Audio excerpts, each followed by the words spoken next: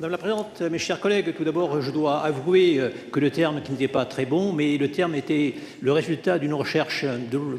assez longue dans l'ensemble des documents que vous avez présentés, du budget transféré et pris en compte dans le passif, que je ne trouvais pas, et puis justement, je dis c'est pas possible, il y a un problème. Voilà. Donc, pour vous donner l'ambiance générale, j'aurais peut-être pu essayer de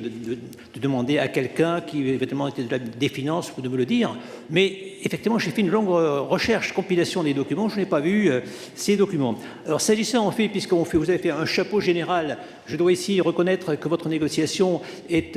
rondement menée, bien menée, et donc tout à fait intéressante, notamment dans ses résultats et au regard en fait des demandes initiales qui avaient été faites par Mars. Voilà. Maintenant, pour revenir directement en fait à la délibération de 250, je note que les applications de l'accord de 2008, il y a dans la NES cette phrase intéressante au passif de la communauté du Grand Reims, les 79,8 millions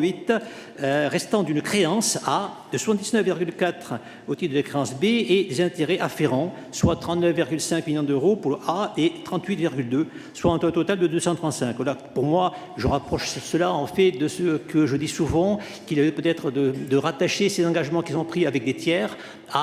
aux engagements de la ville, plus globaux, qui soient directement comptés comme dette, puisqu'en fait, il n'y a pas d'engagement vis-à-vis de l'établissement financier, mais engagement tout de même vis-à-vis de tiers, qui sont tout de même pour la communauté urbaine, un vrai engagement pour le futur. Alors, cette dette me semble apparaître, par contre, dans le budget. La seule chose que j'ai vue dans le budget, c'est sous l'intitulé « Remboursement du capital », chiffré pour 2024 à 7 millions d'euros. Et là, je remarque cependant que l'équilibre ne sera effectivement possible que dans le cadre de recettes du dit budget annexe pour une augmentation de 38% des recettes de fonctionnement, plus 25 millions d'euros, montant pour laquelle on a une part importante pour ce qui est des services, puisqu'en fait, ce montant de recettes est multiplié par 47 passant de 0,29 à 14, 4 700% d'euros de plus, d'augmentation. Alors voilà qui explique peut-être pour moi les mesures qui sont faites actuellement pour essayer de réduire la capacité d'utiliser la voiture au regard de la nécessité pour le Grand Reims de rentabiliser cette opération avec une augmentation de fréquentation.